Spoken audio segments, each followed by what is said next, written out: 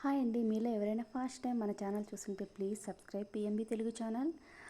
మేమొచ్చి ఇంకా విజయవాడకైతే వెళ్తున్నాము మా చిన్నోడిని అక్కడ చేర్పించేకి. మా పెద్ద అబ్బాయినొచ్చి అనంతపురంలోనే ఉన్నాడు. చిన్నప్పటి నుంచి ఇద్దరు ఒకే తాను చదువుతున్నారు. ఈసారి విడగొట్టేసామన్నమాట. అంటే నెక్స్ట్ ఇయర్ అక్కడ జాయిన్ చేద్దాంలే మార్నింగ్ అని. ఇప్పుడు 10th కదా, 10th బయట జాయిన్ చేసే కుదరదు. మాకి చిన్నప్పుడు ఒకటి లెసన్ ఉండింది, 8th క్లాస్లో కవల పిల్లలు, అన్న ఉత్తర దిక్కు తమ్ముడు దక్షిణ దిక్కు అని అలా అయిపోయిందనమాట. ఇంక మేమైతే ఇంకా బస్సులో నైట్ 7:30కి అయితే ఎక్కాము.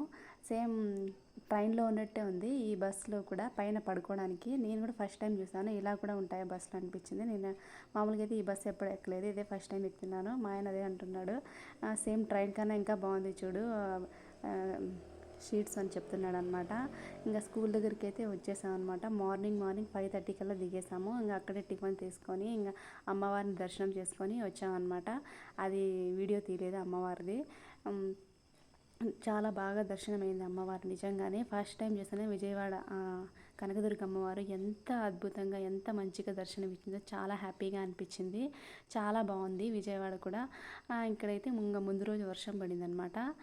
ఇక్కడ ఈ స్కూల్కి అయితే జాయిన్ చేస్తున్నాం. మేమే కాదు మా ఫ్రెండ్స్ పిల్లలు కూడా జాయిన్ చేస్తున్నారు ఇక్కడే. అందరూ నలుగురిని చేర్పిస్తున్నాము. నలుగురు ఇక్కడే జాయిన్ అవుతున్నారు. ఇది వచ్చి హాస్టల్ మా బాబులు ఉండే రూమ్ అనమాట. ఇంకా ముగ్గురికి ఒకే రూమ్ వేశారు. ముగ్గురు ఇంకా ఒకే దగ్గర ఉన్నారు. బుక్స్ ముందే ఇచ్చేసారు. ఇంకా మా ఆయన వచ్చి నైట్ నాకు నిద్ర రాలేదని చెప్పి ఇప్పుడు పడుకొని అనమాట. మళ్ళీ నైటే అనమాట బస్సు. ఇది వచ్చి మా బాబులు బెడ్ అనమాట. ఇంకా స్నాక్స్ ఏవో కావాలంటే రోడ్లోకి వెళ్ళాడు. చాలా బాధగా ఉంది, చాలా దూరం జరిపించాం కదా అని. ఇద్దరు ఒకే దగ్గర ఉంటే హ్యాపీగా అనిపించింది.